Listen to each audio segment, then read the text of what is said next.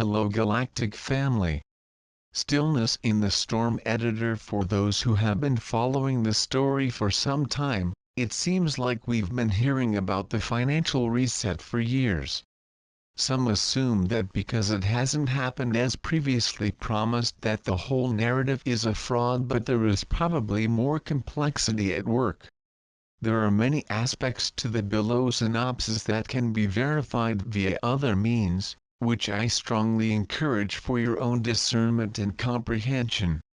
The global financial system and reset is a very convoluted, politically influenced operation involving many different players on the stage of worldly power.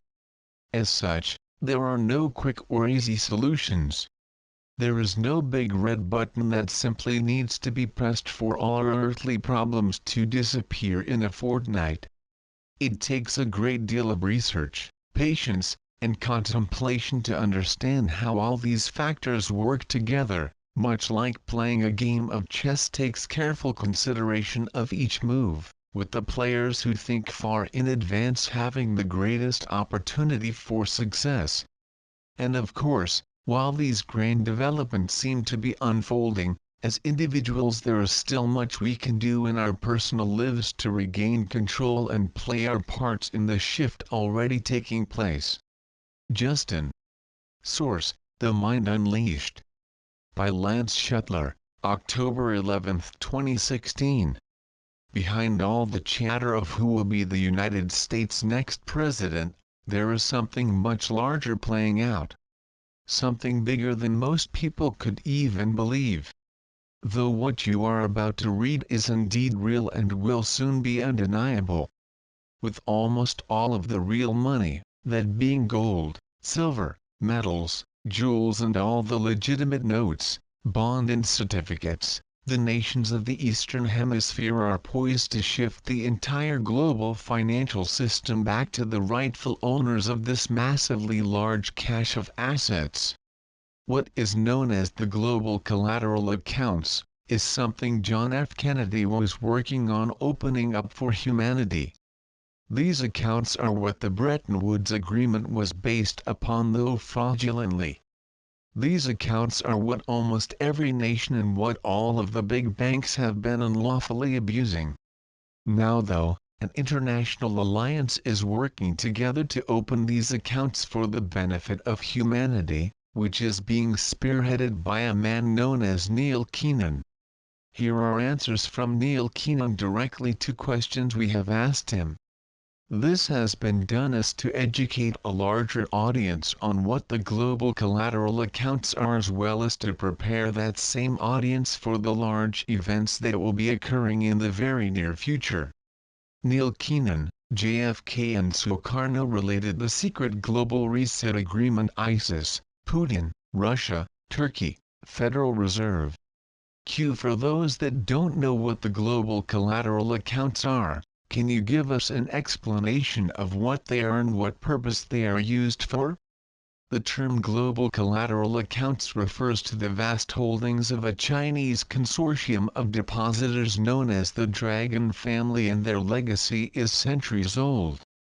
These physical assets are for the most part located in Asia in secure underground facilities comprising a total value in the order of $94 quadrillion.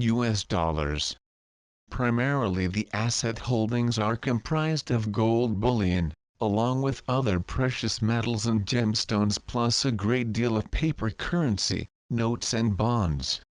The accumulation of these assets began centuries ago, largely by way of the Silk Road trade routes, which saw great wealth accumulated by those in the equatorial region where there was an abundance of resources and produce, that were purchased by people in other parts of the world in gold. These were the days when payments were made in tangible assets with real value, not fiat currencies represented by worthless paper. There have been many attempts to steal from the asset pool of the global collateral accounts over the centuries, and in part, the reason why these assets have come to be stored in bunkers in Southeast Asia, was for safekeeping. The assets are watched over and protected by local family groups who are known as the elders. Unfortunately, some of these people, after a few generations in their role as guardians, have come to confuse the terms guardian with the depositor. Related reclaiming wealth for humanity. The connection between 9/11, JFK and the global collateral accounts. Count Albert and Neil Keenan. Whose are the Dragon family? What is their role with the global collateral accounts? The Dragon family is, in fact, an organization that operates between old families within China and Taiwan, above the political divide of the two independent Chinese governments. The Chinese are remarkable in this regard in that old family ties and functions supersede political arrangements which, though they might last for generations, are regarded as inconsequential over the passage of time to most Chinese. Attached to this is the wealth of several nations. The Dragon family abstains from any public view and knowledge but acts for the good and better benefit of the world and have had to deal with higher levels of the global financial organizations, Committee of 300 and in particular, the Federal Reserve System. The Golden Dragon's Dragon family signed an agreement with the BIS/Bretton Woods/China in 1944 into which their assets would be implemented as collateral in order to be used by the world at large for humanitarian purposes. At all times the Dragon family have been considered as being the depositors. This agreement was not signed by the Committee of 300 and or the Federal Reserve or anything as of any official status, but by the nations at large including the United States, which was not a real government but a corporation controlled by foreign interests. Additionally, the U.S. government borrowed a huge amount of collateral assets from the Dragon family many years ago. The base of the lent asset funds from the Dragon family to the U.S. government were the gold and silver. Therefore the U.S. government was able to issue huge amounts of USD as currencies FRNs via the FRB system. During the course of their relations over the last century, the Dragon family has accumulated great wealth and trillions in interest payments still owing, in the form of a variety of notes, bonds and certificates that are an obligation of the Federal Reserve System. These bonds have values ranging in the many thousands of trillions of United States dollars.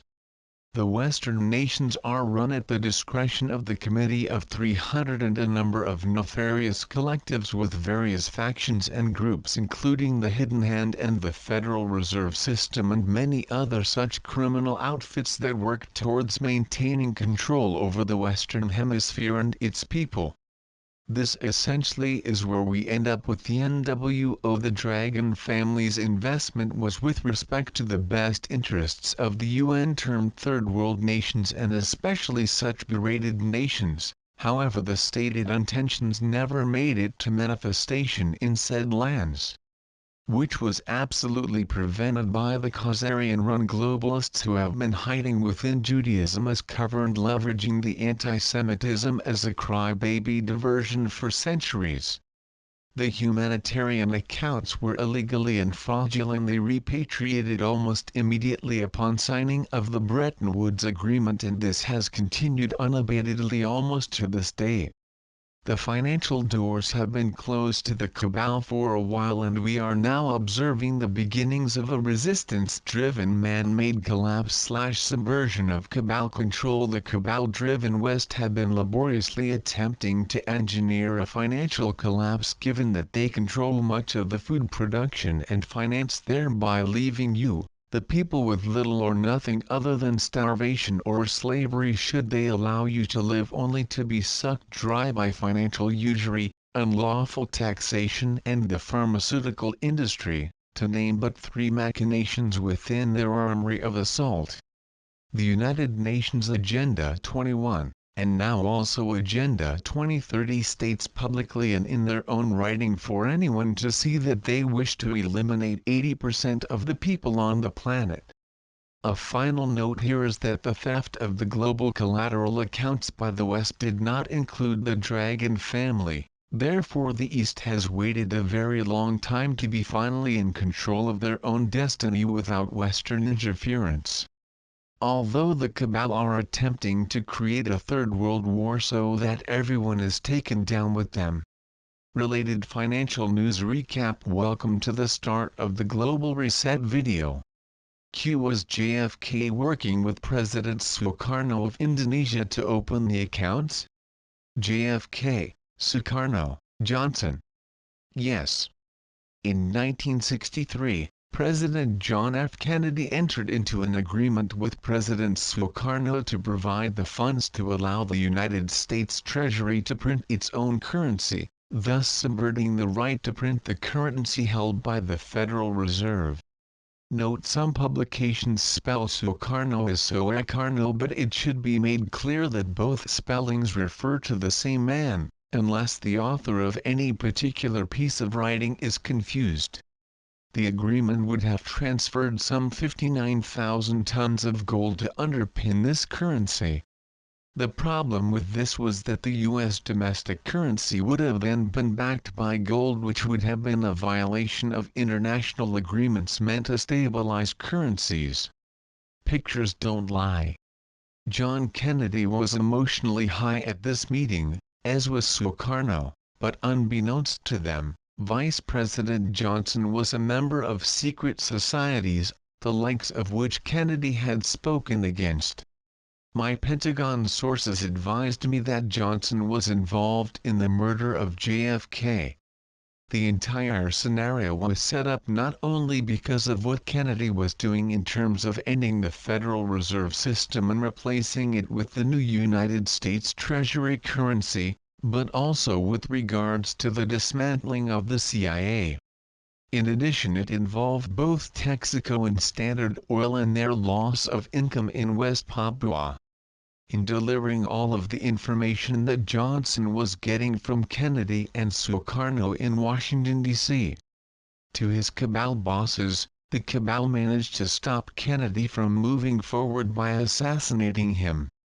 With their plans, the cabal had to stop Kennedy because he wanted to take down the Illuminati et al. And the Federal Reserve System. The daily reports to the cabal from Lyndon Johnson in Jakarta, Indonesia, doomed Kennedy to his assassination. For his painstaking efforts, a CIA coup saw Sukarno removed from presidency and replaced by General Suharto, who then imposed a lifetime of home imprisonment upon Sukarno. Upon Kennedy's return to the United States, he was assassinated in Dallas, Texas, Lyndon Johnson's home state. Furthermore, it has been reported that before JFK was even officially declared dead, Lyndon Johnson himself had been sworn in as the new President of the United States. Now, do you believe that Lee Harvey Oswald killed JFK? Absolutely not.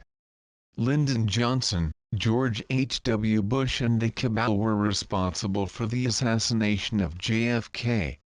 8 days after signing the Green Hilton Memorial Agreement with President Sukarno of Indonesia, President Kennedy was assassinated. President Johnson suspended the EO 11110 as issued by Kennedy and transferred the bullion to the Federal Reserve.